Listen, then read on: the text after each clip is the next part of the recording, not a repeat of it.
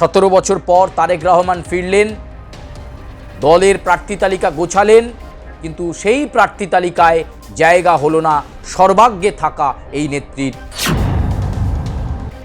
যিনি তারেক রহমানকে চ্যালেঞ্জ ছুড়ে দিয়েছেন, একটার পর একটা চ্যালেঞ্জ ছুড়ে দিয়েছেন। পাকিস্তানের সঙ্গে সম্পর্ক সুষ্ঠু ভালো রাখবার জন্যই তারেক রহমান মৌখিক কমিটমেন্ট দিয়ে দিয়েছিলেন। নমস্কার প্রিয় দর্শক বন্ধু, বাংলাদেশের বিশেষ এই প্রতিবেদনে আপনাদেরকে স্বাগত জানাই। আর আজকের প্রতিবেদন আবার সেই নির্বাচন কেন্দ্রিক, আবার রাজনৈতিক দলগুলোর পরিকল্পনা কেন্দ্রিক, এবং অবশ্যই এই মুহূর্তে রাজনৈতিক শিবির এবং এমন অনেক বিশিষ্ট মানুষজন রয়েছেন বাংলাদেশে যারা খুব পরিচিত মুখ, জনপ্রিয় মুখ, যারা বিভিন্ন সময় বাংলাদেশের রাজনৈতিক আবর্তে সামনের সারিতে উঠে এসেছেন। সেরকম মানুষজনকে নিয়েও আমরা বিভিন্ন সময় প্রতিবেদন তৈরি করছি। আজকে সেরকমই একজন মানুষ, যিনি প্রথম থেকেই বিএনপির শীর্ষ নেত্রী ছিলেন, যিনি প্রথম থেকেই বিএনপির খারাপ সময়ে দলীয় পতাকাটা কাঁধে রেখে লড়াই করে গেছেন, যিনি বিএনপির সহ আন্তর্জাতিক বিষয়ক সম্পাদকের দায়িত্ব সামলেছেন, যাকে বিএনপি একটা সময় মহিলা সাংসদ করে বাংলাদেশে জাতীয় সংসদ নির্বাচনে নির্বাচিত করে পাঠায় সংসদে, এবং বাগ্মী এই মহিলা নেত্রী, যিনি বিএনপির খারাপ সময়েও থেকেছেন। সেই বিএনপির নেত্রী এবার প্রার্থীর তালিকা থেকে বাদ পড়লেন। 17 বছর পর তারেক রহমান ফিরলেন, দলের প্রার্থী তালিকা গোছালেন, কিন্তু সেই প্রার্থী তালিকায় জায়গা হলো না সর্বাগ্রে থাকা এই নেত্রীর। তাই তো তিনি বিভিন্ন ঘনিষ্ঠ মহলে ক্ষোভ প্রকাশ করে বলেছেন, যখন তোমার কেউ ছিল না, ছিলাম তখন আমি, আজকে তোমার সব হয়েছে, পর হয়েছি আমি। বিভিন্ন জনসভায় তিনি গিয়ে বলছেন, তিনি বিভিন্ন জায়গায় মানুষের কাছে গিয়ে বলছেন, আমি আমার মানুষকে ছাড়তে পারবো না, ফালায়া দিতে পারবো না আমার মানুষকে ধরে রাখাই আমার কর্ম। যিনি তারেক রহমানকে চ্যালেঞ্জ ছুড়ে দিয়েছেন, একটার পর একটা চ্যালেঞ্জ ছুড়ে দিয়েছেন। 17 বছর পর তারেক রহমান ফিরলেন, দলের প্রার্থী তালিকা গোছালেন, কিন্তু সেই প্রার্থী তালিকায় জায়গা হলো না সর্বাগ্রে থাকা এই নেত্রীর, রুমিন ফারহানার। কিন্তু একটা সময় যখন বিএনপি অত্যন্ত লড়াইয়ের মধ্য দিয়ে যাচ্ছে, যখন আওয়ামী লীগের হাতে মার খেতে হচ্ছে বিএনপি নেতা নেত্রীদের, কর্মীদের, ঠিক সেই সময় সর্বাগ্রে টিভি চ্যানেলে ডিবেট হোক, বিএনপির কোনো সভা হোক, সমাবেশ হোক, মিটিং হোক, মিছিল হোক, সর্বাগ্রে দেখা গেছে রুমিন ফারহানাকে। রুমিন ফারহানা বিএনপির জন্য অনেক কিছু করেছেন। আজকে সেই রুমিন ফারহানাই বিএনপিতে টিকিট পেলেন না। এ বিষয়ে বেশ কয়েকদিন ধরে নানা আলোচনা চলছিল, কিন্তু আসল তথ্য অনুসন্ধান পাওয়া গেল এতদিনে। কেন রুমিন ফারহানাকে তার প্রিয় কেন্দ্র থেকে টিকিট দেওয়া হলো না? যে কেন্দ্রের কথা বলছি, ব্রাহ্মণবাড়িয়া 2। বাংলাদেশে এই ব্রাহ্মণবাড়িয়া 2 কিন্তু অত্যন্ত রাজনৈতিকভাবে তাৎপর্যপূর্ণ একটা কেন্দ্র। সেই কেন্দ্রে আশা করেছিলেন রুমিন ফারহানা যে তিনিই প্রত্যাশী হবেন, কিন্তু তারেক রহমান তাকে সেই প্রার্থী তালিকায় রাখলেন না। অপমানিত বোধ করলেন রুমিন ফারহানা, দল থেকে বহিষ্কৃত হলেন। এরপর তিনি কি করলেন? স্বতন্ত্র প্রার্থী হিসাবে দাঁড়িয়ে পড়লেন এই ব্রাহ্মণবাড়িয়া 2 আসনে, যেখানে বিএনপি প্রার্থী করেছে জমিয়তে উলেমা ইসলাম। এই দল থেকে জুনায়েদ আল হাবিবকে বিএনপি প্রার্থী করেছে। এই জুনায়েদ আল হাবিব কিন্তু অত্যন্ত প্রভাবশালী একজন মানুষ, এবং হেফাজতে ইসলামেরও তিনি একজন গুরুত্বপূর্ণ সদস্য। জমিয়তে উলেমা ইসলামের শীর্ষ নেতা এই জুনায়েদ আল হাবিব, যাকে বিএনপি টিকিট দিল। বিএনপি সহযোগী দল বিভিন্ন গুরুত্বপূর্ণ ব্যক্তিকে বেশি নজর দিচ্ছে, কিন্তু জুনায়েদ আল হাবিব কি এমন ব্যক্তিত্ব যার জন্য রুমিন ফারহানাকে প্রার্থীর টিকিট না দিয়ে জুনায়েদ আল হাবিবকে টিকিট দেওয়া হলো? এই প্রশ্ন, আর এখান থেকেই সংঘাত তৈরি হয়।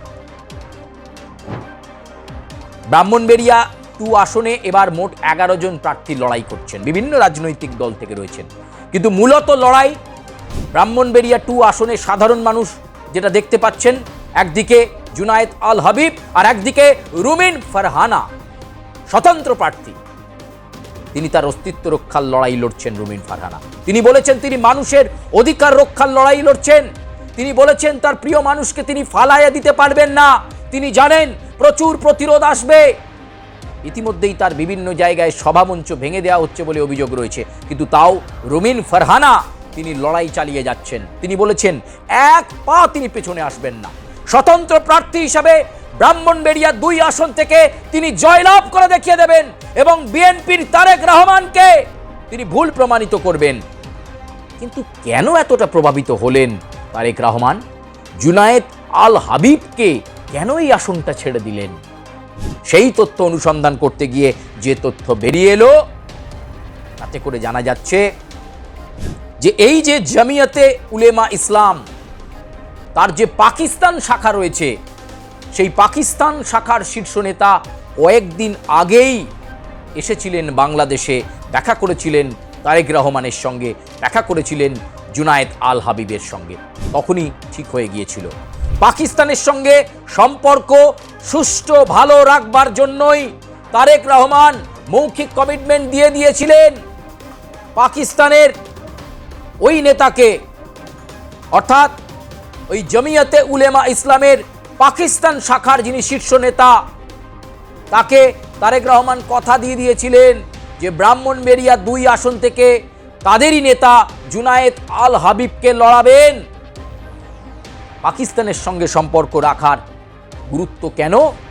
কারণ বাংলাদেশ মনে করছে, বিশেষ করে তারেক রহমান মনে করছে, বিএনপি ক্ষমতায় এলে, বাংলাদেশের শাসন ক্ষমতা বিএনপির হাতে গেলে উপমহাদেশের রাজনীতির যে ব্যালেন্স, সেই উপমহাদেশের রাজনীতির ব্যালেন্সকে ঠিক রাখতে গেলে পাকিস্তানকেও ধরে রাখতে হবে। পাকিস্তানকে খুশি করবার জন্যই তারেক রহমান হাত ধরলেন এবং জমিয়তে এই নেতাকে অর্থাৎ জুনায়েদ আল হাবিবকে প্রার্থীপদ দিয়ে দিলেন, রুমিন ফারহানাকে বহিষ্কৃত করলেন। বহু বহিষ্কৃত নেতার সঙ্গে আলাদা করে কথা বলেছেন তারেক রহমান, গুলশানে ডেকে ফোনে কথা হয়েছে, কিন্তু রুমিন ফারহানাকে তিনি ডাকেননি। একটার পর একটা চ্যালেঞ্জ রুমিন ফারহানা দিয়েছেন। লড়াকু নেত্রী, ব্যারিস্টার তিনি, তার বাবা বিখ্যাত রাজনীতিক ছিলেন বাংলাদেশে, ভাষা আন্দোলনে একটা গুরুত্বপূর্ণ ভূমিকা, আওয়ামী লীগের প্রতিষ্ঠাতা সদস্য ছিলেন রুমিন ফারহানার বাবা। সেই পরিবার থেকে, সেই রাজনৈতিক পরিবার থেকে রুমিন ফারহানা উঠে এসেছিলেন। বিএনপির খারাপ সময়ে তিনি ছিলেন, বিএনপির হয়ে তিনি লড়াইয়ে ডিবেট করতেন, বিভিন্ন টিভি চ্যানেলে গিয়ে আওয়ামী লীগকে ধুয়ে দিতেন। সেই রুমিন ফারহানা দলের খারাপ সময়ে যিনি থাকলেন, তিনি টিকিট পেলেন না। তার একটাই মৌলিক কারণ পাওয়া গেল, পাকিস্তান। সেই পাকিস্তানকে খুশি করবার জন্য তারেক রহমান এই জমিয়তে উলেমা ইসলামের প্রার্থী জুনায়েদ আল হাবিবকে নিশ্চিন্তে সেই আসনটা ছেড়ে দিলেন, যেহেতু পাকিস্তানের ওই শীর্ষ নেতা এসেছিলেন। জমিয়তে উলেমা ইসলামের ওই শীর্ষ নেতা পাকিস্তান থেকে এসেছিলেন 2 দিনের সফরে।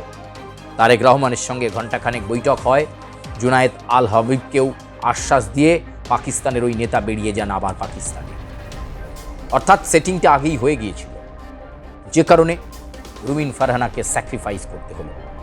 আমরা নিশ্চিতভাবে জানি এই নির্বাচনে, এই ত্রয়োদশ জাতীয় সংসদ নির্বাচনে রুমিন ফারহানার সঙ্গে জুনায়েদ আল হাবিবের একটা কঠিন লড়াই হবে, চিত্তাকর্ষক লড়াই হবে। 11 জন প্রার্থী থাকুক না কেন, সবার নজর থাকবে বিএনপির মনোনীত করা প্রার্থী জুনায়েদ আল হাবিব আর স্বতন্ত্র প্রার্থী রুমিন ফারহানা।